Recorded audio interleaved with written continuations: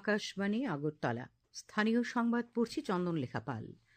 এখনকার বিশেষ বিশেষ খবর হলো, মুখ্যমন্ত্রী অধ্যাপক ড মানিক সাহা বলেছেন, ভিবিজি রামজি আইন প্রধানমন্ত্রী নরেন্দ্র মোদীর 2047 সালে বিকশিত ভারত ও বিকশিত ত্রিপুরা গঠনের ক্ষেত্রে একটি ঐতিহাসিক পদক্ষেপ। ধর্মনগর বিধানসভা কেন্দ্রের উপনির্বাচনের প্রস্তুতি শুরু হয়েছে। প্রধানমন্ত্রী নরেন্দ্র মোদী আগামীকাল 3 দিনের গুজরাট সফরে যাচ্ছেন। স্বরাষ্ট্র ও সমবায়মন্ত্রী অমিত শাহ আজ জাতীয় আইডি ডেটা ম্যানেজমেন্ট সিস্টেম এনআইডিএমএস চালু করেছেন। ভগবান বিরসা মুন্ডা ফুটবল প্রতিযোগিতায় রাজ্য স্তরের আসর আজ শুরু হয়েছে। এবারে সংবাদ বিস্তারিত।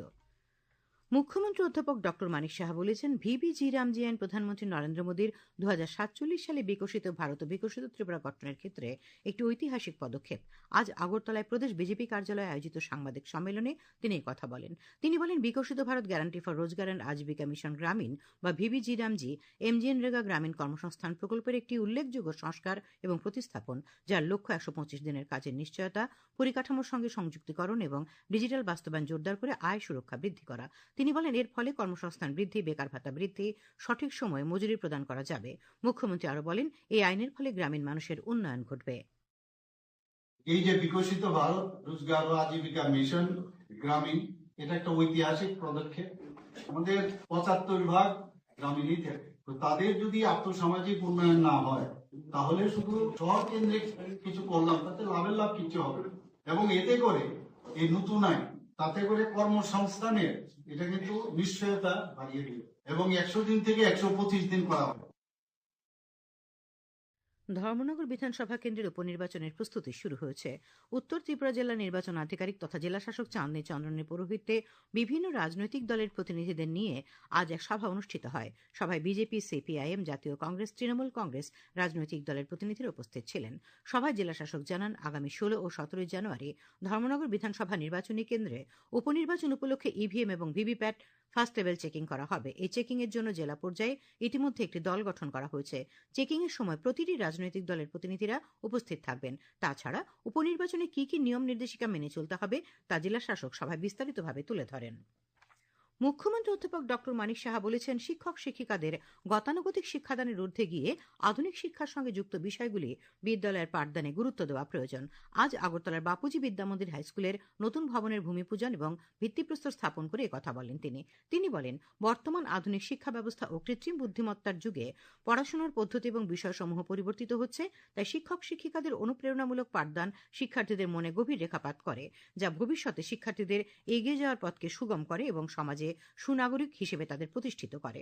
মুখ্যমন্ত্রী রাজ্যের শিক্ষা ব্যবস্থার উন্নয়নে গৃহীত নিপুণ ত্রিপুরা বিদ্যাসেতু মডিউল, মিশন মুকুল, নিপুণ কর্নার, বিদ্যাজ্যোতি বিদ্যালয়, মুখ্যমন্ত্রী মেধা পুরস্কার, সহর্ষ কর্মসূচি নিয়ে বিস্তারিত আলোচনা করেন। এছাড়াও মুখ্যমন্ত্রী রাজ্যে একটি হেলথ ইউনিভার্সিটি গড়ে তোলার পরিকল্পনার কথা জানান। অনুষ্ঠানে উপস্থিত ছিলেন আগরতলা পৌর নিগমের মেয়র বিধায়ক দীপক মজুমদার, আগরতলা পৌর নিগমের শহর দক্ষিণাঞ্চলের চেয়ারপারসন অভিজিৎ মল্লিক। মুখ্যমন্ত্রী অধ্যাপক ড মানিক সাহা আজ আগরতলার স্বামী বিবেকানন্দ ময়দানে 3 দিন ব্যাপী স্বদেশী মেলার উদ্বোধন করেছেন। তিনি বলেন, প্রধানমন্ত্রী নরেন্দ্র মোদীর আহ্বান ভোকাল ফর লোকাল এবং আত্মনির্ভর ভারত, এর জন্য প্রধানমন্ত্রী স্বদেশী পণ্যের ব্যবহারে গুরুত্ব দিয়েছেন। সেই লক্ষ্যকে সামনে রেখেই এই স্বদেশী মেলার আয়োজন করেছে আগরতলা পৌর নিগম। বক্তব্য রাখেন সাংসদ রাজীব ভট্টাচার্য, আগরতলা পৌর নিগমের মেয়র দীপক মজুমদার। মেলায় রকমারি স্বদেশী পণ্যের 40টি মণ্ডপ খোলা হয়েছে। ঊনকোটি জেলার কুমারঘাটের পিডব্লিউডি ময়দানে আজ থেকে 5 দিন ব্যাপী দ্বিতীয় পৌষ মেলা 2026 শুরু হয়েছে। আজ বিকেলে এক বর্ণময় অনুষ্ঠানের মধ্য দিয়ে এই মেলার উদ্বোধন করেন ঊনকোটি জেলা পরিষদের সভাধিপতি অমলেন্দু দাস। উপস্থিত ছিলেন বিধায়ক ভগবান চন্দ্র দাস, রাজ্য ওয়াকফ বোর্ডের চেয়ারম্যান মবস্বর আলী প্রমুখ। মেলা উপলক্ষে প্রতিদিনই সাংস্কৃতিক অনুষ্ঠান হবে। মেলা প্রাঙ্গণে 154টি প্রদর্শনী ও বিপণন স্টল খোলা হয়েছে। মেলা চলবে আগামী 13 জানুয়ারি পর্যন্ত। খবর প্রচারিত হচ্ছে আকাশবাণীর আগরতলা কেন্দ্র থেকে। আকাশবাণীর সংবাদের আপডেট পেতে লগ ইন করুন www.newsonair.com এবং নিউজ অন এয়ার অ্যাপ এবং টুইটার ও ফেসবুক প্ল্যাটফর্মে এআইআর নিউজ অ্যালার্টসে। ইউটিউবে লক্ষ্য রাখুন নিউজ অন এয়ার অফিসিয়ালে। এছাড়া আকাশবাণীর আগরতলার সংবাদের আপডেট পেতে দেখুন টুইটার বা এক্স হ্যান্ডেলে আকাশবাণী নিউজ আগরতলা, ফেসবুকে এআইআর নিউজ আগরতলা এবং ইউটিউবে আকাশবাণী নিউজ আগরতলা। প্রধানমন্ত্রী নরেন্দ্র মোদী আগামীকাল 3 দিনের গুজরাট সফরে যাচ্ছেন। প্রধানমন্ত্রী আগামীকাল সন্ধ্যায় সোমনাথ পৌঁছবেন এবং ওঙ্কার মন্ত্র জপে অংশগ্রহণ করবেন। তিনি সোমনাথ মন্দিরে ড্রোন শো দেখবেন। রবিবার প্রধানমন্ত্রী সূর্যযাত্রায় অংশ নেবেন। এছাড়াও প্রধানমন্ত্রী সেখানে বেশ কিছু কর্মসূচি রয়েছে। স্বরাষ্ট্র ও সমবায়মন্ত্রী অমিত শাহ আজ ভার্চুয়ালভাবে জাতীয় আইডি ডেটা ম্যানেজমেন্ট সিস্টেম এনআইডিএমএস চালু করেছেন, যা দেশের আইডি বিরোধী এবং অভ্যন্তরীণ নিরাপত্তা কাঠামোকে শক্তিশালী করার দিকে একটি গুরুত্বপূর্ণ পদক্ষেপ। অনুষ্ঠানে শ্রী শাহ বলেন, নতুন এই ব্যবস্থা চালু হওয়ার ফলে আন্তঃসংস্থা সমন্বয় আরও উন্নত হবে। তিনি বলেন, সঠিক সময় এবং সঠিক জায়গায় সঠিক তথ্য সরবরাহের ক্ষেত্রে এটি খুবই কার্যকর একটি উপায় হয়ে উঠবে। में आतंकवादी घटनाओं का, चाहे वो किसी भी प्रकार की आतंकवादी घटना हो, जहां पर विस्फोटक का उपयोग हुआ है, विस्फोट हुआ है, आईडी का उपयोग हुआ है, वो सभी के इन्वेस्टिगेशन करते हुए एनालिसिस के लिए और आने वाले दिनों में बचावात्मक उपाय करने के लिए भी ये डेटा एक प्रकार से नए कवच का काम करेगा, इसका मुझे विश्वास है। শ্রী শাহ বলেন, স্বরাষ্ট্রমন্ত্রক গত কয়েক বছর ধরে বিভিন্ন ধরনের তথ্য তৈরি করছে, কিন্তু এখন পর্যন্ত তা গোপনে রয়েছে। তিনি বলেন যে এই সমস্ত তথ্য উৎসগুলিকে সংযুক্ত করার এবং তাদের বিশ্লেষণের জন্য একটি উন্নত কৃত্রিম বুদ্ধিমত্তা ভিত্তিক সফটওয়্যার তৈরি করার প্রচেষ্টা চলছে। তিনি আত্মবিশ্বাস প্রকাশ করেন যে এনআইডিএমএস এই প্রক্রিয়াটিকে ত্বরান্বিত করবে এবং দেশকে সন্ত্রাসবাদ থেকে নিরাপদ করার জন্য এটিকে একটি গুরুত্বপূর্ণ মাইলফলক বলে অভিহিত করেন তিনি। কেন্দ্রীয় তথ্য সম্প্রচার মন্ত্রী অশ্বিনী বৈষ্ণব আজ বলেছেন যে প্রসার ভারতীর ওয়েব প্ল্যাটফর্মটি বিশ্বব্যাপী ব্যাপক প্রশংসা পেয়েছে এবং 5,000 কোটি টাকার আন্তর্জাতিক ব্যবসা করেছে। ডিডি নিউজের কন্টেন্ট ক্রিয়েটরদের ক্ষমতায়নের জন্য একটি নতুন প্ল্যাটফর্ম ক্রিয়েটর্স কর্নারের উদ্বোধন করে শ্রী বৈষ্ণব কথা বলেন। তিনি বলেন, প্রসার ভারতের এই নতুন উদ্যোগের লক্ষ্য সৃজনশীল কন্টেন্ট প্রদর্শন এবং প্রচার করা। प्रधानमंत्री जी ने एक नया प्लेटफॉर्म बनाया और इस प्लेटफॉर्म वेव्स के प्लेटफॉर्म के माध्यम से today we are able to give a new market to our creators.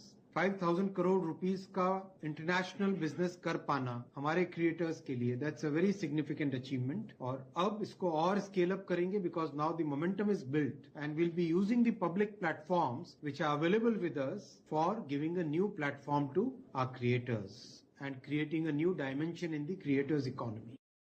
Creators corner সোম থেকে শুক্রবার সন্ধ্যে 7টায় ডিডি নিউজে সম্প্রচারিত হবে। বিদ্যুৎ চুরি বন্ধ করতে হুকলাইন বিরোধী অভিযানে সাফল্য পাচ্ছে রাজ্য বিদ্যুৎ নিগম। গত বছরের এপ্রিল থেকে ডিসেম্বর পর্যন্ত নিগমের ভিজিলেন্স টিম মোট 6,547টি হুকলাইন ছিন্ন করেছে। একই সময় 11,401টি মিটার পরীক্ষা করে 1,357টি মিটারে অনিয়ম ধরা পড়েছে। হুকলাইনে বিদ্যুৎ চুরি ও মিটার ট্যাপিং এর অপরাধে মোট জরিমানা করা হয়েছে 2,92,38,750 টাকা। এর মধ্যে আদায় হয়েছে 2,50,18,697 টাকা। আজ বিদ্যুৎ নিগমের পক্ষ থেকে এই সংবাদ জানানো হয়েছে। কেন্দ্রীয় প্রকল্প প্রগতি দেশের বিভিন্ন সরকারি উদ্যোগের স্বচ্ছতা, জবাবদিহিতা এবং কার্যকারিতা নিশ্চিত করতে গুরুত্বপূর্ণ ভূমিকা রাখছে। এই প্রকল্পের লক্ষ্য হল সরকারি কাজে দ্রুত ফলদায়ক অগ্রগতি নিশ্চিত করা এবং নাগরিকদের সুবিধা সর্বাধিক করা। এ নিয়ে আজ রাত 8:05 শুনতে পাবেন আকাশবাণী আগরতলার সংবাদ বিভাগের বিশেষ আলোচনা প্রগতি প্রকল্পের সরকারি কাজে স্বচ্ছতা শীর্ষক একটি অনুষ্ঠান।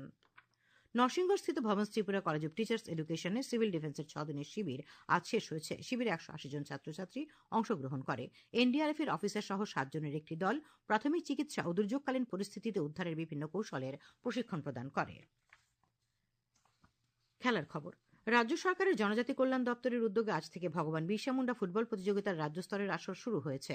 জনজাতি কল্যাণ দপ্তরের সচিব ডক্টর কে শশীকুমার আসরের উদ্বোধন করেন। তিনি খেলোয়াড়দের সঙ্গে পরিচিত হন। এই টুর্নামেন্টের স্লোগান হল kick for health, play for pride. রাজ্য স্তরের আসরে মোট 16টি দল অংশ নিয়েছে। 3 দিনে এই আসর চলবে। উমাকান্ত মিনি স্টেডিয়ামে আসরের উদ্বোধনী খেলায় মেয়েদের বিভাগে পশ্চিম জেলা 4-0 গোলে সিপাহীজলা জেলাকে পরাজিত করে। আবহাওয়া। আগামীকাল আকাশ আংশিক মেঘাচ্ছন্ন থাকবে। আজ রাত থেকে আগামীকাল সকাল পর্যন্ত রাজ্যের সবকটি জেলার কিছু কিছু স্থানে ঘন কুয়াশা পড়ার সম্ভাবনা রয়েছে। আজ দিনের সর্বোচ্চ তাপমাত্রা ছিল 27.5 ডিগ্রি সেলসিয়াস এবং সর্বনিম্ন 12.8 ডিগ্রি সেলসিয়াস। আগামীকাল দিনের সর্বোচ্চ তাপমাত্রা 25 ডিগ্রি সেলসিয়াস এবং সর্বনিম্ন 13 ডিগ্রি সেলসিয়াসের আশেপাশে থাকবে। শেষ করার আগে খবরের বিশেষ বিশেষ অংশগুলো আরেকবার। মুখ্যমন্ত্রী অধ্যাপক ডক্টর মানিক সাহা বলেছেন, ভিবিজি রামজি আইন প্রধানমন্ত্রী নরেন্দ্র মোদীর 2047 সালের বিকশিত ভারত ও বিকশিত ত্রিপুরা গঠনের ক্ষেত্রে একটি ঐতিহাসিক পদক্ষেপ। ধর্মনগর বিধানসভা কেন্দ্রের উপনির্বাচনের প্রস্তুতি শুরু হয়েছে। প্রধানমন্ত্রী নরেন্দ্র মোদী আগামীকাল 3 দিনের গুজরাট সফরে যাচ্ছেন। স্বরাষ্ট্র ও সমবায়মন্ত্রী অমিত শাহ আজ জাতীয় আইডি ডেটা ম্যানেজমেন্ট সিস্টেম এনআইডিএমএস চালু করেছেন। ভগবান বিরসা মুন্ডা ফুটবল প্রতিযোগিতার রাজ্য স্তরের আসর আজ শুরু হয়েছে। স্থানীয় সংবাদ আজকের মতো এখানেই শেষ হলো। পরবর্তী বাংলা স্থানীয় সংবাদ প্রচারিত হবে